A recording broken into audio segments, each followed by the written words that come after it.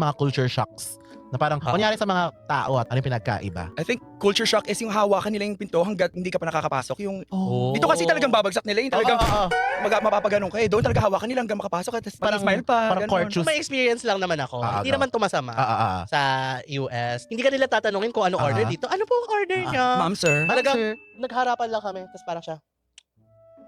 Ganun lang siya. Healthy. Tapos umorder ako. 1 churros. Ah. And then, ganun pa siya, te.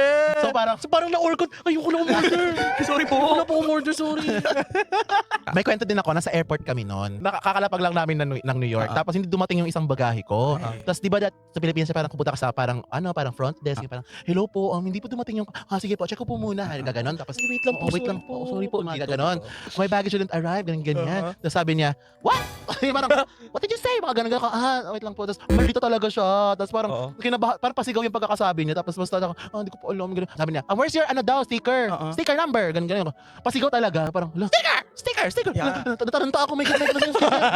Tapos ako, here's the sticker. Wait. Ganun siya. Are you sure it's not oversized? Ganyan. Tapos sabi ko, I'm not sure kasi hindi siya dinikitan ng oversized. Ay, masisigawan ka talaga dyan. I'm not sure kasi hindi siya dinikit. I'm not sure eh. Na-check mo na ba sa oversized baggage? Ako, not yet. Punta ka na doon! Then go there. Then go there! Ako, oh my God! Sumigaw talaga. Pag sa Pilipinas Pipitik ginawa, ka. paano reaction? Paano sa Pinas? Bakit mo sinasigaw-sigawan, miss? Mainit ba ulo mo? Good morning! Okay ka na.